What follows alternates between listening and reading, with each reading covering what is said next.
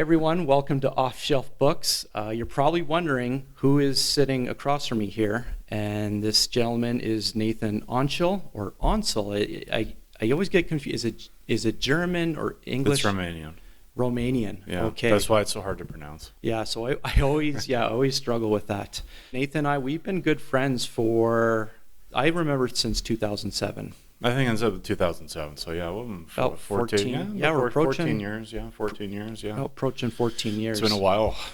So in terms of education, like you did some post-secondary. Yeah, I hold a Bachelor of Arts. I didn't major because I wanted kind of the freedom to get an education. I got out of high school, and my parents, I didn't know what I wanted to do. Like right out of high school, I didn't have a career path, unfortunately, figured out at the time. I was still kind of figuring things out.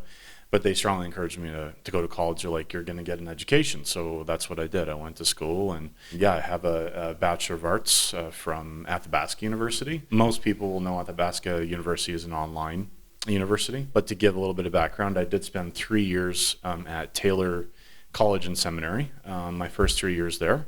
And then I did transfer to Athabasca to finish my degree up. So I have a heavy background with my undergrad, in history, theology especially, but also delved into the social sciences too, and I've taken all kinds of courses really. So yeah, okay. Pretty well-rounded degree. So you love books. Oh, love books. Love to read, especially if you go to college. You have to love reading to a degree or learning to a degree or something, right? So yeah, we both love books. I know our genres are a little bit different, but also a little bit similar. As you know, this has been an explosion of the informational age, and I think the market, whether it be ebooks or physical books, or we're just saturated with published books, and there's just information absolutely everywhere at our fingertips. And so I think some people are always trying to wonder, because there's so much information out there, how do you determine which books are credible or trustworthy and what's not? Yeah, well, I think it's first important to kind of distinguish the two kind of almost two, I wouldn't say genres, or just kind of a couple types of books out there. There's just general reading books. So, on history, theology, politics, anything really. So if you're looking for general information, you're not looking for necessarily to say dive deep into a topic. There's general books, and then there's also academic books, and there's two big differences there. So say, for example, you go to Untitled Chapters, or you go to any local bookstore, and you pick up a book off the shelf.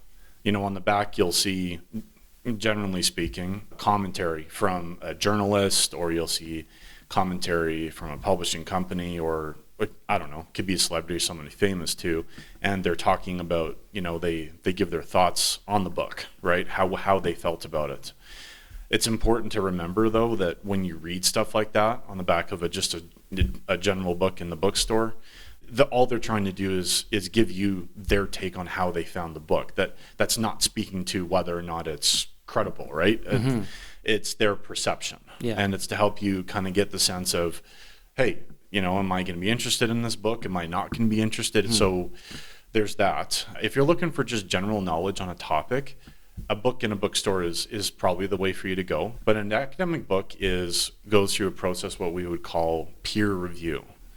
Peer review meaning that experts in a particular field, so these are, typically will be professors at a university, but they also could be other people that have their master's or PhD on a subject, right?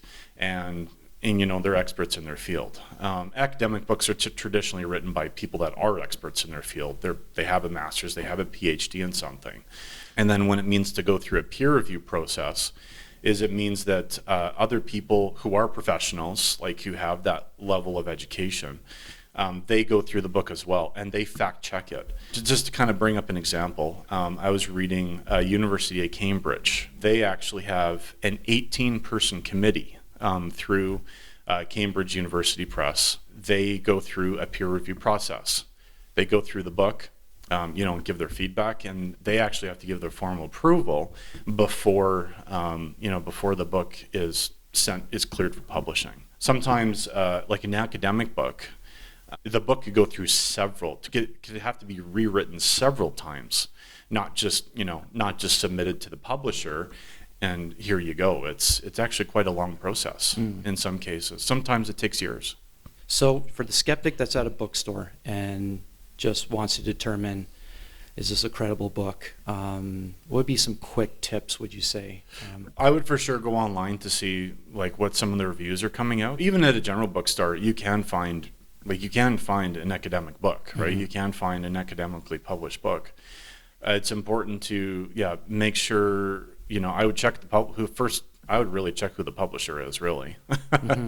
Make sure it's I'd make sure it's a well-known publishing company. Some people maybe are quick to dismiss academic or university books as the books of the elites or whatever, right? But in fact, universities are incredible engines of learning, and all the stuff they put out and all the stuff they review can be trusted because people are going with factual evidence that's based in fact, right? They'll have eyewitness reports, they'll have scientific evidence to back them up. They'll have, I don't know, let's say if you're looking at history, in some cases they might have archaeology to back them up as well. It's important that people have factual information when they're writing a book or even reading a book, especially when reading a book. Those are, I would just say, some of the factors. There's probably a lot more out there, but yeah, because that's a tough one, right? Because this is like you alluded to, this is an age of information, but also misinformation. So that's a tough one. It's a big tough one, yeah. Okay, so with so much books out there, it's just, I think there's just too many options, and a lot of times readers just can't get to them all. And so a lot of times I think the conventional wisdom is to judge a book by its cover, because a lot of times we automatically, I think we're just now naturally wired to think that if it's a really good book cover, that generally means that it's going to be a good book. But we've all heard the old saying, you don't judge a book by its cover. And so, but I've had to really think long and hard about that, because, I think, yes, while there's lots of books out there where the information is good, like it could be an awful cover, but the information is incredible. But we're in such a competitive space right now. I think you have to get to the point where I think you have to at least take a little bit of the book cover for what it's worth. And like you look at movie posters, you look at even just YouTube videos, like the thumbnails, like they work. A lot of the successful channels or movies, they put a lot of effort into making their displays incredible. And I almost think books need to start adopting that, like authors, because we get to a place where I think if you're going to put this much effort into like writing your book, I think you now have to start putting effort. And if you're going to take pride in the stuff you write, I think you have to start taking pride in the cover that you create. I know not everyone's a graphic designer, but I think there's more than enough graphic designers that I think authors can afford. And so, like, what are your thoughts on this? Like, I would agree. I think I agree to a point, like for sure.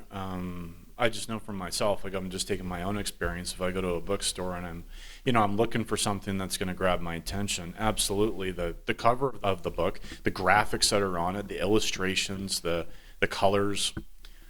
Absolutely, to a degree it matters, right?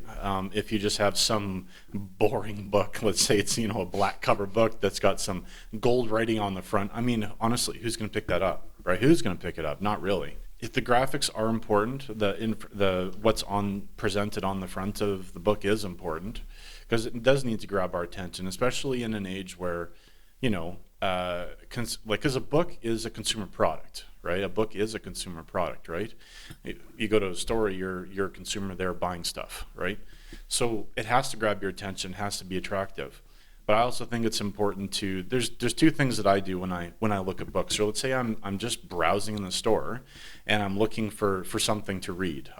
Not necessarily that I'm going in there with a mission to, I have to find a book exactly on this topic or something, but I'm just looking for something to grab my attention. I do look at the cover of the book. But then there's two other things that I do. I do look at the back to see what the reviews have been. And then the other thing I do is I'll crack it open and I will read the first 3 or 4 pages of the prologue.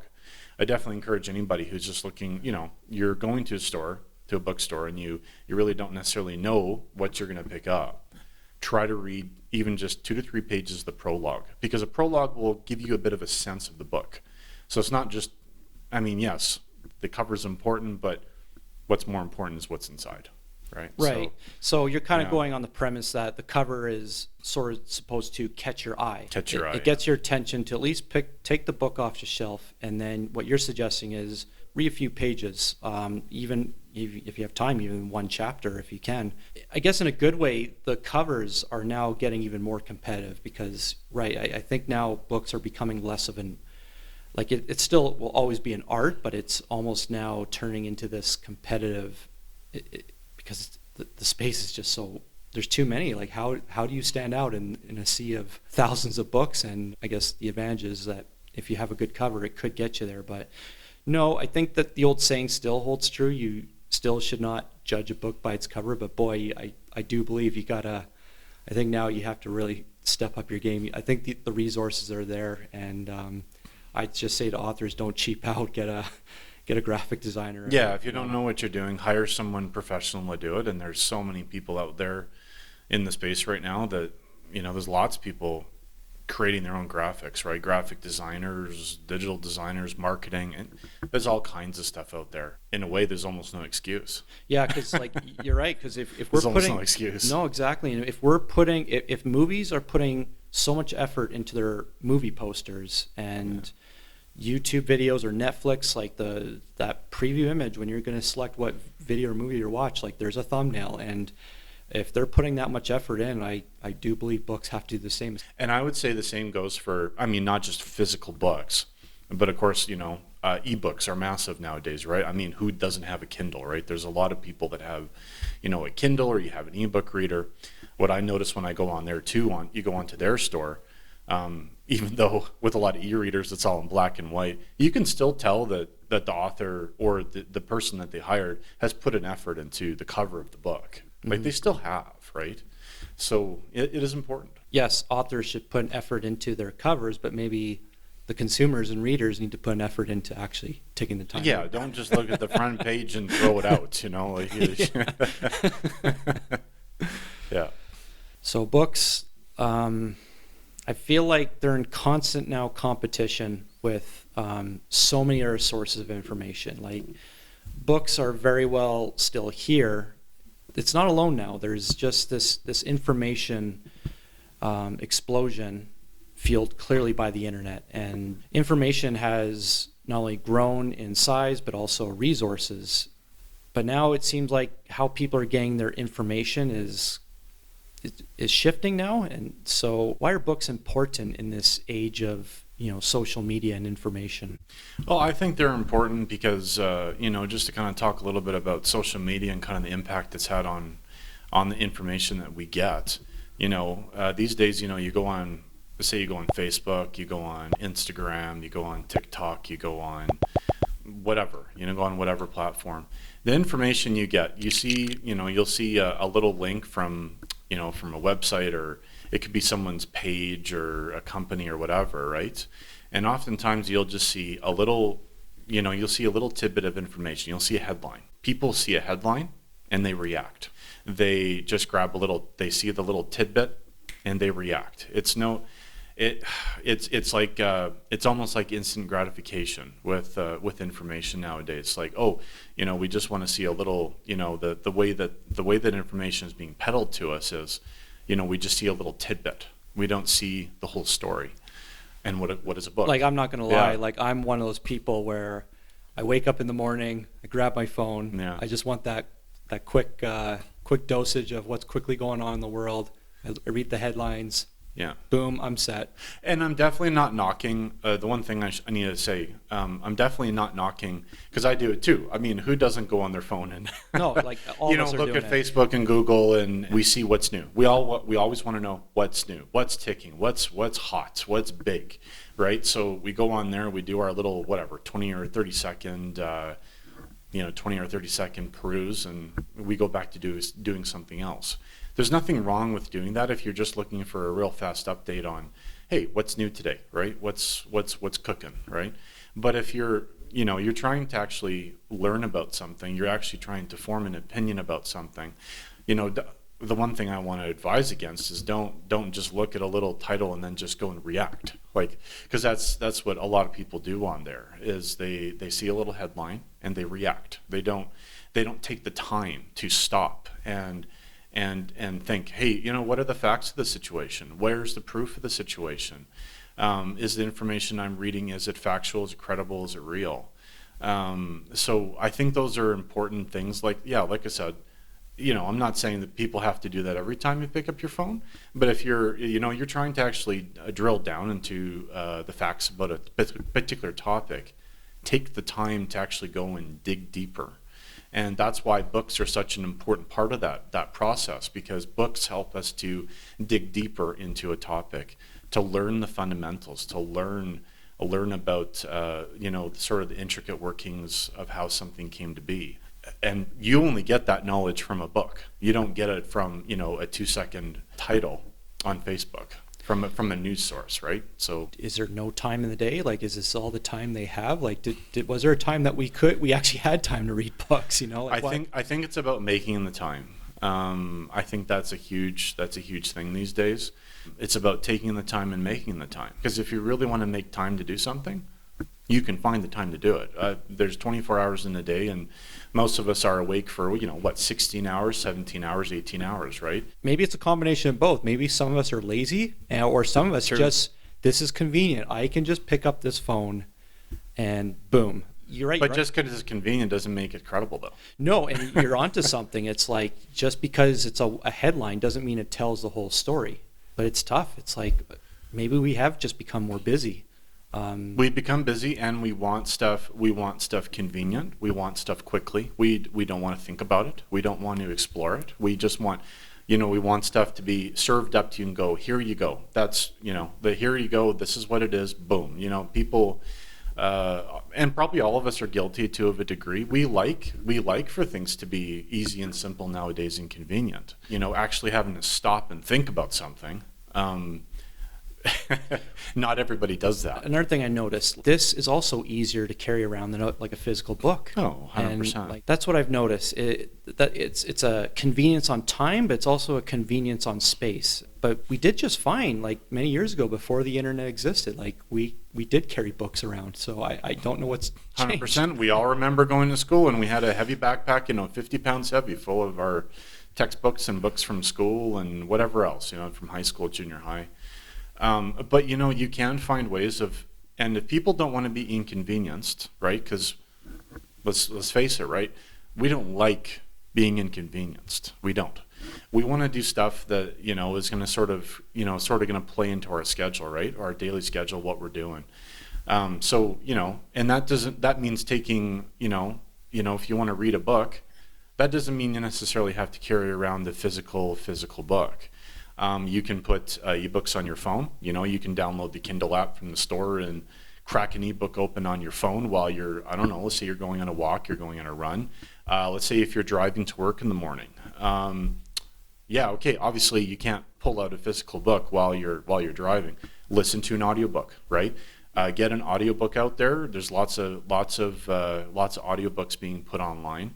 So as you drive, you can be listening to a book. So it doesn't have to be something that's inconvenient. You just have to figure out ways of building it into your daily schedule. So like here are my thoughts why I think books are ultimately important, and it kind of touches on a little bit what you've said. It's like I've always viewed all these blogs and statuses and websites and so much stuff out there. I just view it as fast food. Like it's fast food for information. Like are you going to get a good meal from this blog post? Yes, you will. It's quick, it's fast.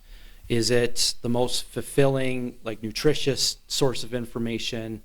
Maybe not, because that's the one thing why books, to me at least, why they will always be important is that you have an author that has sometimes spent multiple years on this. It's quick and easy for someone to just whip up a blog post, like 20 minutes, type it, boom, send it. And that's where I feel that this is the fast food part of it. But with a book, it feels like a steak dinner. Someone took the time to really prepare this thing well. They took multiple years, had to do research, not to mention grammar and spelling mistakes, which to this day I still see grammar and spelling mistakes on articles. It's like we're so quick, we don't even have time to check our sources. I mean, it's pretty impressive how fast people can whip up good articles, but I think if you want a really good meal of information, I think that's why personally I find them to be most important.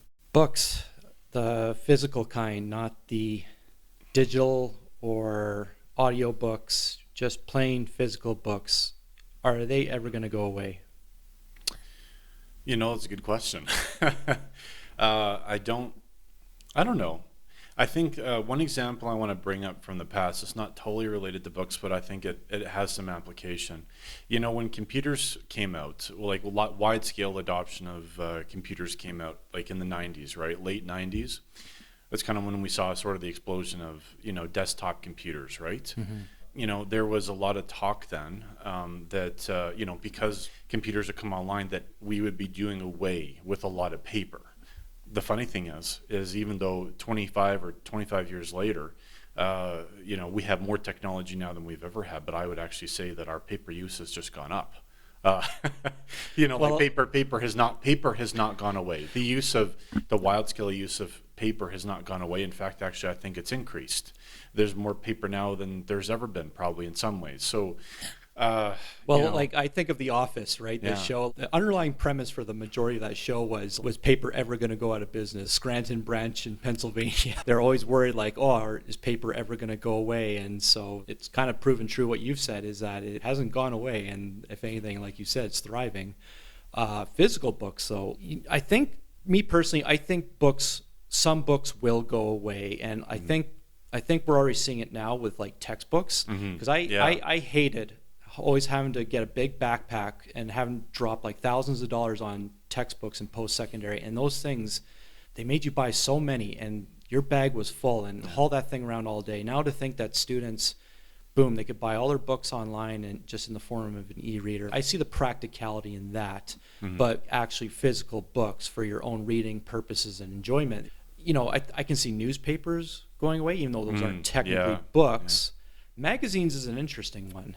Well, that's a tough one. I mean, you go to any major retailer, you go to Superstore, Walmart, you go to, any big place where we all go shop, you still see a load of magazines, right? Like the shelves are still getting stocked and people are still picking them up. You go through with your groceries, people are still picking them up. And this is 25 years later when they said paper was gonna maybe not totally disappear, but they thought that, maybe our usage would go down.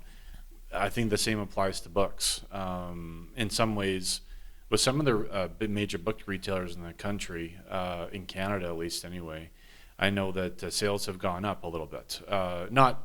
Not by massive margins, mind you. We're talking, just like half a percentage point a year or percent a year.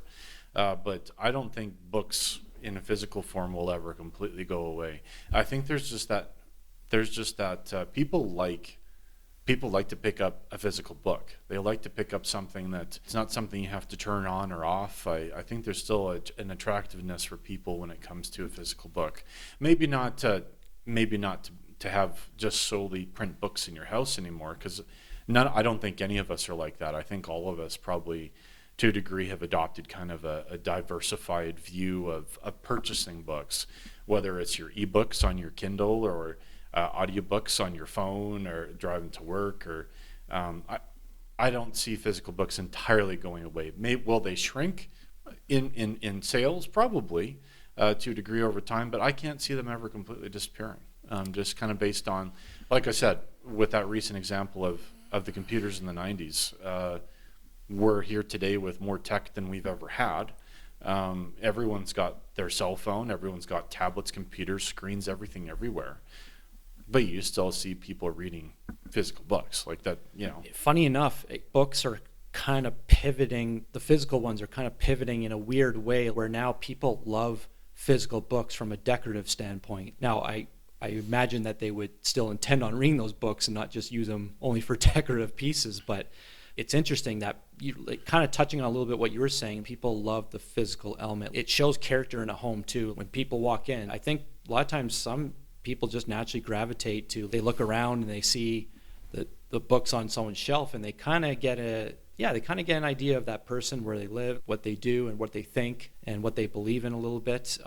It's funny, even when I've had people over at my place, they right away gravitate to the bookshelves I have, and they ask questions. And yeah, I would agree with you. The practicality of books is going to change. Here's the one kicker I think physical books have over everything. It's not a digital audio or video. It's the last and probably one of the few pieces of entertainment where you're looking at hard paper. I know the e-readers are easy on the eyes, but yeah, I think that There's something to do with that nostalgia of you either you go to the store and you buy a book, or you pick up a book off the shelf, and say even if it's brand new and you're flipping through the pages, those crisp pages, people like a physical book still, that other things don't. Let's say you have your e-reader. With a physical book, you don't have to plug it in. You don't have to power it on. You don't have to, you don't have to adjust the brightness. You don't have to adjust the text. You don't have to do any of that stuff. So I still think there's even an attractiveness to that. Books, yes, I mean they're a heavy thing if you're lugging them around. yeah, like am right? I gonna haul 30 books on my trip to Mexico? Probably not. You're probably gonna pull out your e-reader or your Kindle or your whatever you've got. You're gonna do that. But if you're just sitting at home one day on a day off and you're wanting to read a book, I mean, I can still see there's probably a lot of people that are doing that. I take frequent trips out to Indigo chapters. There's always people perusing the shelves, looking for books to read. You'll see people walking up to the cashier and they have a stack of books, about this high, and they're spending about $200. I still see a lot of that happening. I don't think physical books are going to be going away anytime soon. Well, what would you say then is the future of physical books? What's the future? I don't know if there's a right answer. We can't predict the future. Well, but I think people will always want to still gravitate towards a physical book, because like what you just said, kind of what you alluded to, which was people they still like taking a break, even though we have all our technology nowadays. People like to take a break from that, right? And what you said, books are kind of it's almost like that last frontier of you're doing stuff that doesn't involve a screen. And a book does not involve a screen. It involves looking at a piece of paper, right? Well, very fancy collection of piece of paper. But I don't think it's going anywhere. I think people are looking for books that maybe are not as long. You go to a bookstore, I will say, when I've been going to the bookstores, is I've been seeing a lot of people, they're picking up a stack of books. They're smaller, 200 pages, they're 300 pages. A lot of people don't necessarily like reading books that are like, say, 1,000 pages long or whatever, right, anymore. I think the future of physical books is going to be, we're still going to have them, but I think they're probably just not going to be as thick as they once were. Just for that simple reason that people, kind of what we've been talking about, people want a book that they can digest and read in the space of a few days. So I think we're still going to see them, but it might just be a bit of a thinner book. Here's my bold prediction. Sure. Feel free to agree or disagree. Sure. Not that either of us know the future anyways, but my bold prediction is this, and trying to remove any kind of bias, that I kind of believe books are going to make a comeback in the future. Would it ever reach the popularity of what books have reached when they were early adopted, when there wasn't so much other options out there? I don't know, but I do think books are going to make a comeback to a certain degree, in the sense that because of the rise of sort of anxiety and depression, and not to say that other forms of entertainment can't fuel that, but because we're so locked into screens, I think screen time has also gone up too. And I think with all this screen time, it has a bit of an effect on our health. And so I think books will actually be that medium, that physical books, that physical turning of pages. It'll just give our eyes and our brains a break. That's sort of my prediction, because the whole anxiety issue now, that's becoming more of a real thing now, or at least it's been identified.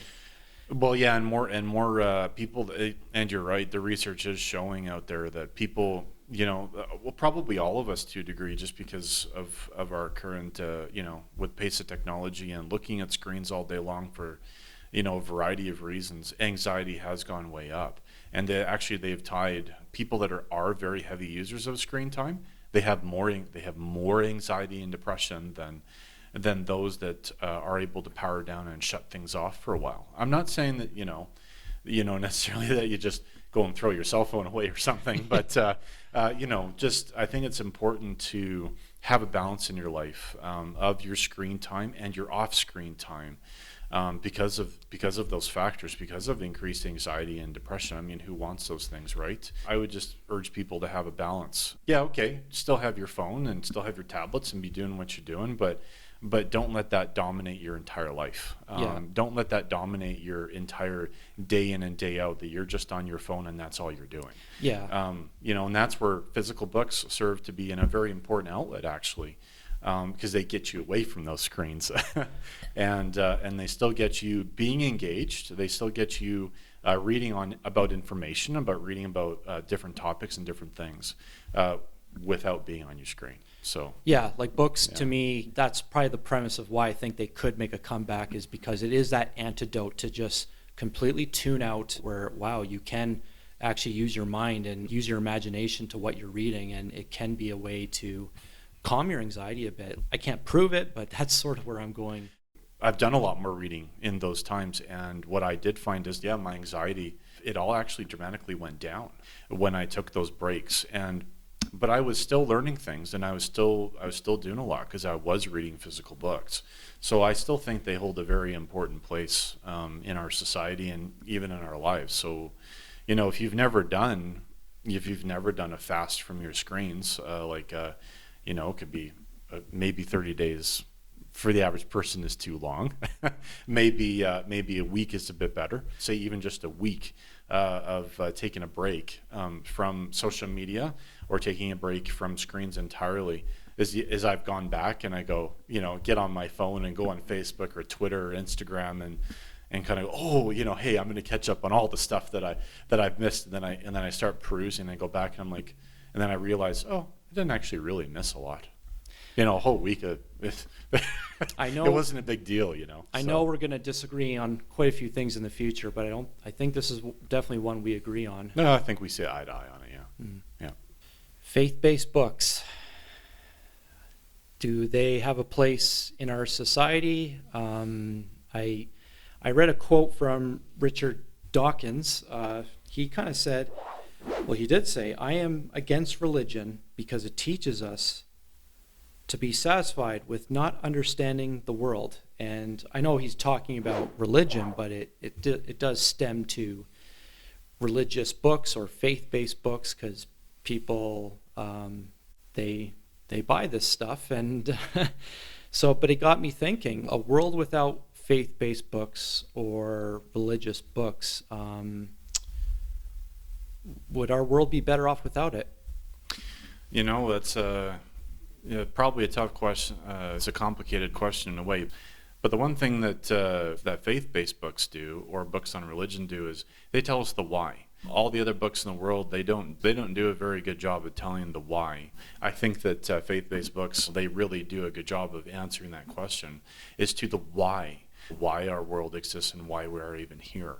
So, I think there's always going to be a place for faith-based books, especially written by people that are experts, say in theology, or experts on faith, or experts in religion. They help us to understand the Bible better too, and stuff like that, right? So I think faith-based books are a very important part of our fabric, not just for not just for people that have faith, but people that don't either. We're looking at the bigger question as to why we are here, why we exist, what is our purpose.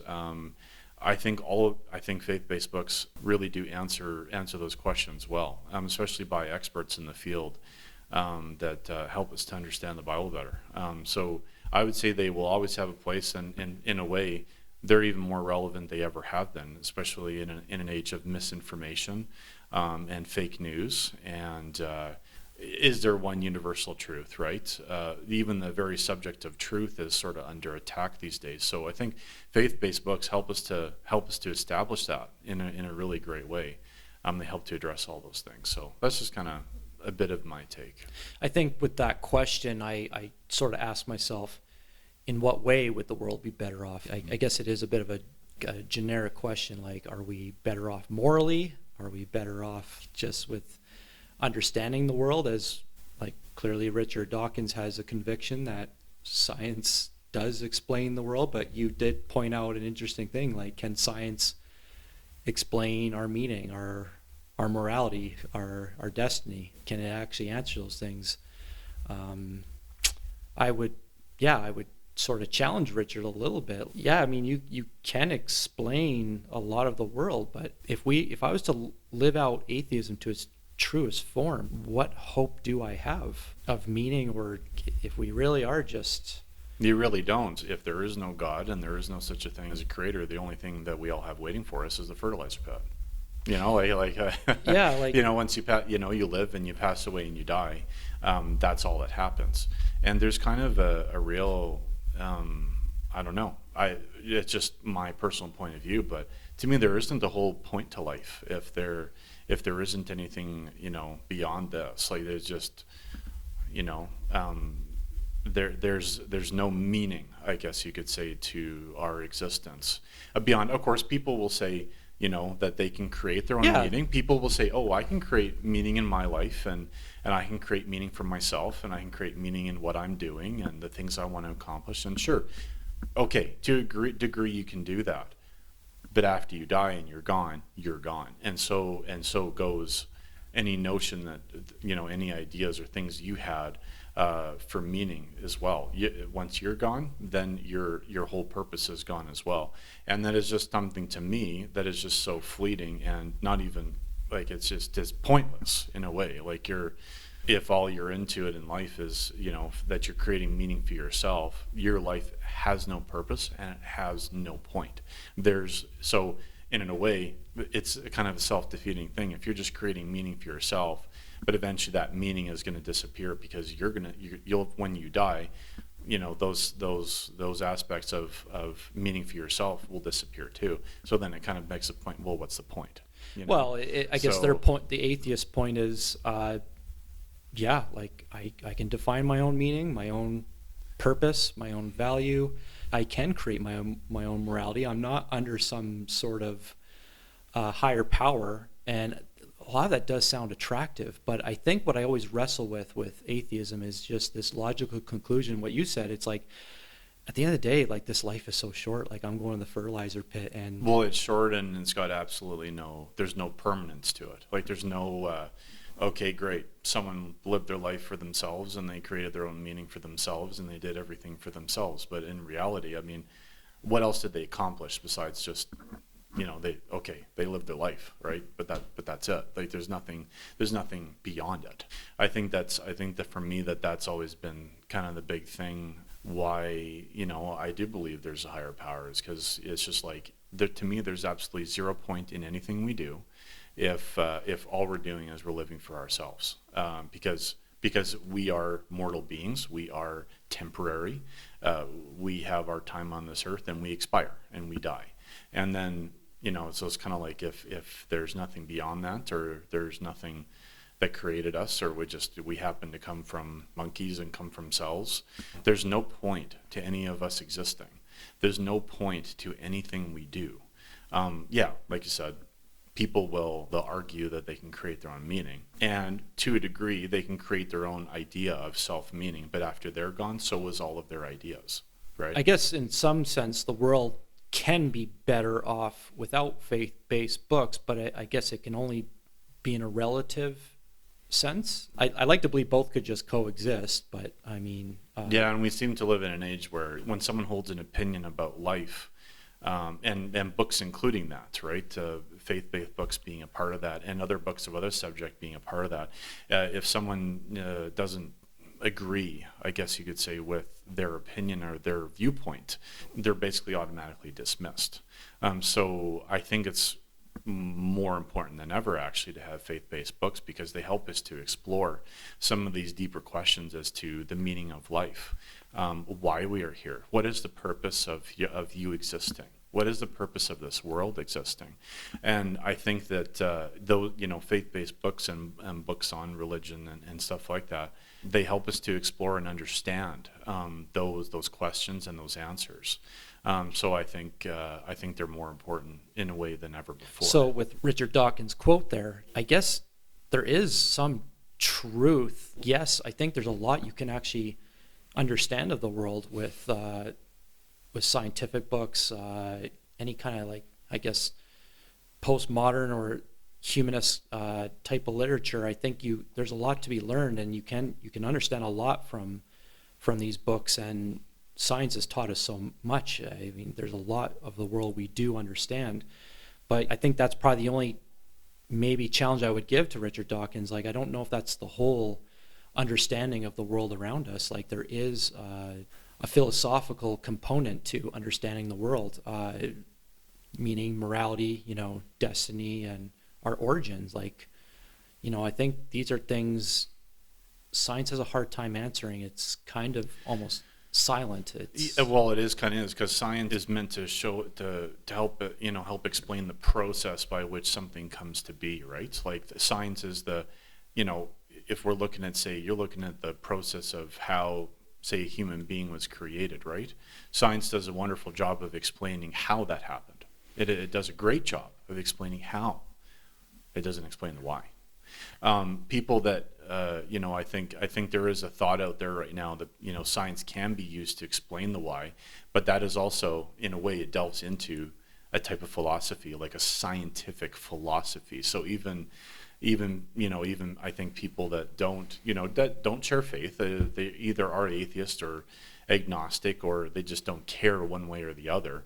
Some people are trying to use science to explain the why, but at that point, when they start going into the why, they're starting to go into philosophy, because science was never meant to answer the questions of why. But what about the atheist that says, I don't care about the why? I really could care less about the why. I just care how this world works, and it makes sense to me. I don't need to know where I came from, where I'm going. Well, I think at that point, it just kind of goes back to that whole thing about creating self-meaning, right? Like, someone can not care about why they're here. They could care less, in a way. But I think to me, it boils down to just the fleeting nature of this life. If there's no point, like there's no ultimate point, then what's the point? So, that's why faith-based books are so important. It's because they help us answer the why. I'm just coming at it from my perspective. Obviously, other people have different opinions, but to me, the why of why we're here is what drives me personally. Because there should be a purpose to life. There should be a purpose as to why we're here. Otherwise, what's the point?